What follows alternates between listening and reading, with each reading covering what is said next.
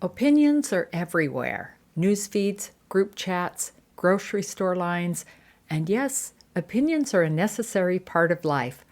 But here's the thing. Sometimes you do get to choose when to engage and when to opt out. This episode of Catching Sunshine is your permission slip to pause, step back, and feel the peace that comes from not needing to have an opinion on it all.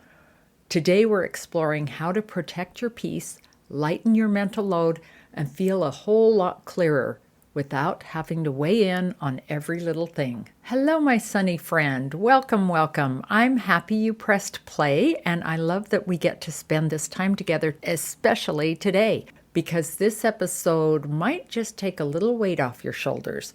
It's all about something that could feel surprisingly freeing, and it's this.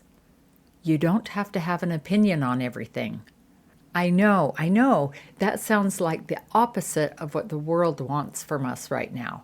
It seems like everywhere we turn, we're expected to weigh in, take a stand, form a position, speak up, post about it, and explain why we feel the way we do. But let me ask you something. What if not having an opinion was actually a wise and peaceful option? What if that space, that pause, was more powerful than an immediate response? There's a quote I love, and it's from Marcus Aurelius, the Roman emperor and Stoic philosopher from over 2,000 years ago. And he said, "You always own the option of having no opinion. There is never any need to get worked up or to trouble your soul about things you can't control." The Stoics talk about this a lot. They teach what they call the reasoned choice, meaning we don't react to everything that shows up. We pause, we think, we ask things like, is this mine to carry? Is this worth my energy? Is this something I even need to form an opinion about? Because really, you don't have to attend every argument you're invited to. You don't need to debate at family get-togethers. You don't need to correct every stranger on the internet. Although sometimes that seems tempting, doesn't it? You don't even need to be the expert in every conversation. And I'll say it again because it's just so freeing. You don't have to have an opinion on everything. Now, and this is important, I'm not saying that we should be passive or unaware or disengaged from the things that do matter. There are moments in life, in community, in relationships, in schools, and in faith, where it is important to know what we believe, to speak up, to take a stand, to say this is right, this is wrong, this is what I value. Discernment is the key. The goal isn't to float through life being vague and non-committal. The goal is to know what deserves your energy and what doesn't. So today I'm not talking about those moments when we should speak up. I'm talking about all the other stuff, the overload, the noise, the constant opinions we feel pressured to have on every topic, from which shade of white for my friend's new kitchen paint to global diplomacy. There is so much happening in the world. And it's okay to say, I don't have enough information about that to have a stance right now. That's not a cop-out. That's honesty. Sometimes when I think about having opinions, what comes to my mind is an unexpected, but really kind of perfect, example of misunderstood meaning. From, of all places, The Little Mermaid. Do you remember Scuttle, the seagull who was always so sure of himself? He holds up a fork and confidently tells Ariel, "It's a dinglehopper, used by humans to straighten their hair." And next he holds up a tobacco pipe and calls it a snarfblat, saying humans used it to make fine music. He was totally wrong, but he said it with full confidence, and sweet Ariel just believed him because it's the info she had access to. It's funny and also kind of a mirror, because so much of what we know is just meaning that's been assigned. We were taught it, we absorbed it, we inherited it. Sometimes from reliable sources and sometimes from seagulls. And when we start to notice that, we realize opinions, like Scuttle's explanation of dinglehoppers, are not always accurate. It got me thinking about real life and how often people feel the need to sound sure, even when they aren't. It's kind of amazing how confidently some people can pass off their own dinglehopper ideas as truth. When I was in college, I stopped dating a guy, well, for several reasons, but one was that he never said, I don't know. Not once. He always had an answer, whether it seemed smart or completely made up. He always had a take on everything, from movies to sports to whether pineapple belongs on pizza. It definitely does, by the way. Oops, that's just my opinion. You do not need to take it. Anyway, it just kind of wore me out. There was no curiosity, no pause, no space for nuance. It made me realize I'd rather be around someone who says, I'm still thinking about that, than someone who fakes certainty. And ever since then, I've been paying more attention to my own relationship with opinions, especially in moments when I choose not to speak up. Several years ago, I was at one of those immersive personal development seminars. You know the kind, breakout groups, motivational speakers, and yes, one night we even walked barefoot across burning coals. It wasn't that big of a deal. It was like 3 steps, but I did it. It was fine. On the final day, we were all gathered in a large circle doing some kind of activity, and a debate spontaneously broke out over an issue. I honestly can't even remember what it was about now, which kind of tells you how important it really was. The friend I'd come with jumped right in. She's someone who's quick to engage, thoughtful, passionate, always ready to contribute, and she and a few others were deep in the discussion, and similar conversations were happening all around the big circle. As I stood there watching, I realized something. I genuinely didn't need to have an opinion on this.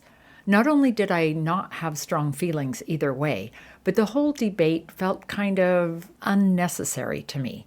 So I just walked back to my chair and sat down. A few minutes later, I got up to check in on my friend and then returned to my seat again. And when it seemed like the conversations were winding down, I stood up one final time and offered a few words, nothing big, just something I hoped would help settle things so we could all head down the hill together with the energy a little calmer as we transitioned to the next part of the day, which we did. But here's the interesting part. Later that day, one of the guys in the group, Dave, came up to me and said, I was really impressed with you back there. I saw you sit down for a few times, and then near the end you stood up and spoke. I was glad to see you being brave enough to finally speak up after trying a few times. Okay, I was surprised, and first of all, I hadn't realized anyone was watching me or paying attention, and second, he had interpreted my actions in a way I hadn't expected at all. I wasn't sitting down because I was afraid to speak. I was sitting down because I was choosing not to speak. I wasn't avoiding the conversation. I just didn't feel the need to engage in that particular one. And when I did speak near the end, it wasn't about making a point. It was simply to support my friend and help wrap things up. What struck me most in that conversation with Dave was this. It genuinely hadn't occurred to him that someone might choose not to have an opinion. In his world, and I think in many people's, it's just assumed that if you don't speak up, it must mean you're holding back or feeling unsure. He seemed almost puzzled that I simply didn't want to be in the conversation, that I didn't feel the need to form a position on something that didn't feel meaningful to me. And the reason I still remember that moment is because it showed me just how deeply some people are conditioned to believe that forming and expressing opinions is always necessary, and how rare it can be to recognize when someone is making a deliberate, peaceful choice to step back instead. That pressure to weigh in is real for a lot of people, but it's also optional. And once you realize that, letting it go becomes a very freeing choice. So my new friend Dave didn't realize it at the time, but his comment turned out to be such a gift for me. It gave me even more clarity about something I'd already felt deep down, which is Sometimes the most thoughtful, grounded thing you can do is choose not to form an opinion. And that quiet kind of clarity has become a steady, peaceful presence in my life. I do want to be clear about this too.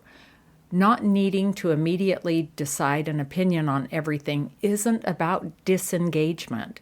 It's about intentional engagement. It's not about checking out or being uninformed. It's just recognizing you have finite time, energy, and mental space, and you're consciously choosing where to direct it. It's the difference between passively absorbing everything that comes your way versus deliberately deciding what deserves your attention. This kind of selective engagement isn't apathy. It feels to me more like wisdom. It's creating freedom through intentional choices rather than letting external pressures like conversations or the news or social media dictate where your mental energy goes. So, not feeling obligated to form positions on every new thing isn't being uninformed. It's actually a form of self-care and boundary setting that creates space for what really matters to you.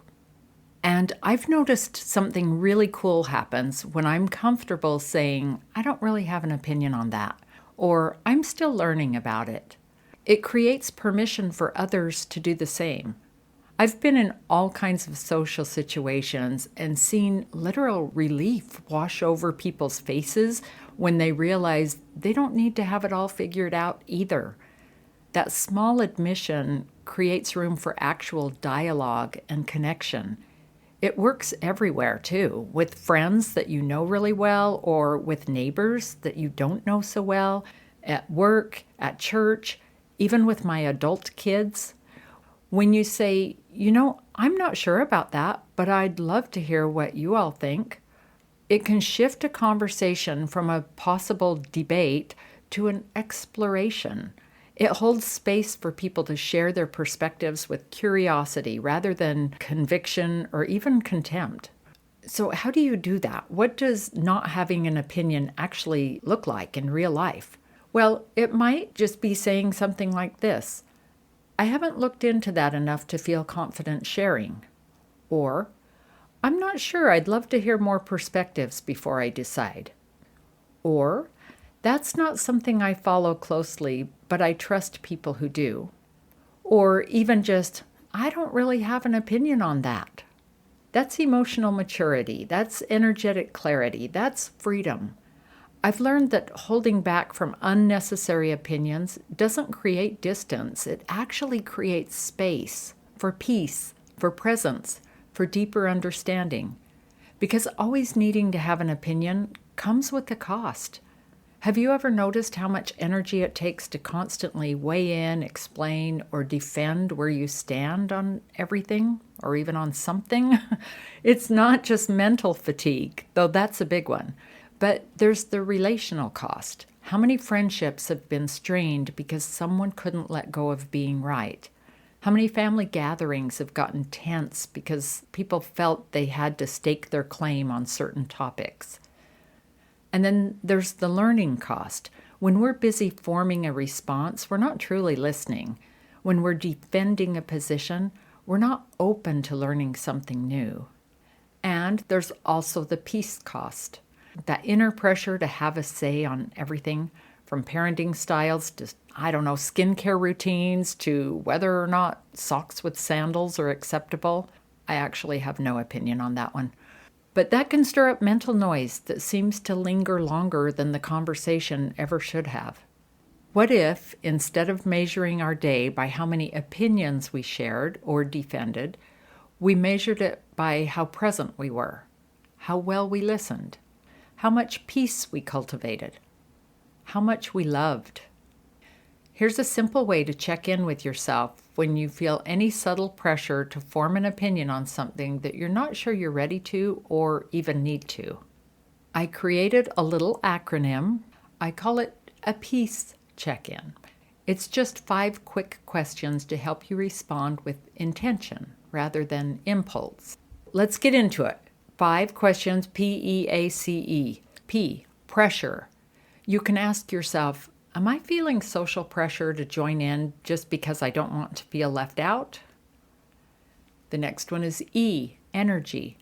Is this worth the mental and emotional energy it would take to research this, to learn, process, and hold an opinion on it? A, alignment. Is this aligned with my core values or what matters most to me? That's when we know it's something we really do need our time, attention, and voice on, when it's speaking to your core values. C, contribute. Will forming or expressing this opinion actually contribute something meaningful, or am I just adding to the noise? And E, emotion. Check in with your emotions and ask, do I genuinely care about this, or am I just reacting? You don't have to memorize all 5. Even just 1 or 2 of these can be a gentle checkpoint the next time you feel the urge to jump into a conversation or stake a claim on something that might not actually need your input. Let peace be your guide. Again, are you feeling pressure? Is it worth your energy? Is it aligned with your values? Will this help you meaningfully contribute? Are you emotionally connected to it? You'll know when it's worth leaning in and when you're better off stepping back. One quick thing to keep in mind, just because you don't have an opinion doesn't mean you don't have insight. Sometimes what people need isn't a stance, it's your perspective, your calm, your curiosity, your thoughtful questions, your experience. All those things come from a place of clarity, not just reaction. So offer insight when it feels helpful, but no pressure to weigh in when it's not yours to carry. And here are 3 more gentle reminders. Number 1, just because someone offers you an opinion doesn't mean you have to take it. There's that great quote attributed to Buddha, if someone offers you a gift and you refuse to accept it, to whom does it belong? And number 2, just because someone wants to debate doesn't mean you have to participate. Like I said earlier, you really don't have to attend every argument you're invited to. And number 3, just because the internet is buzzing about something doesn't mean it's required reading or watching for your soul today. This week I want to invite you to try something that might feel surprisingly liberating. Start noticing those moments when you feel a little pressure to form an opinion about anything that you're not sure you have or even need one on. It can be about anything. Let's say a travel destination, the right way to do a new health or diet trend, or even something as simple as a popular book that everyone's talking about. And if you catch any pressure rising up, try gently reminding yourself, I might not even need to have an opinion on this. And what if I don't? I promise you, the sky is not going to fall. If that slight pressure happens, take a breath, let go of that expectation, and see what happens when you free up that mental space for what really matters, what you actually want to care about. Notice how it feels to let that go. Is there a sense of relief, a bit of lightness? Maybe even a quiet reclaiming of your focus, your energy, your peace. Because in a world that's constantly asking for our judgments, our takes, our responses, choosing where not to invest your mental energy isn't laziness, and it's not avoidance. It's wisdom, it's boundaries, it's honoring your attention as something precious and remembering that you get to decide what deserves it. That, my friend, is real freedom. The freedom to say, actually, I don't have to have an opinion on that. And in that pause, you might just find the sweet spot where presence replaces pressure. So again, if you've been feeling that tug to have a viewpoint, to craft the perfect comment, to have the ideal response, I hope this gives you a little breathing room. You really don't have to have an opinion on everything. And I'll leave you with the words again of Marcus Aurelius, you always own the option of having no opinion. Thanks for catching a little sunshine with me today. Go out there, be a light, and let yourself feel the peace of not needing to know it all, especially when it's something that's not even in your lane. Thanks again for listening. Feel free to share this with a friend or 2. Keep shining and create a beautiful week. I'll catch you next time.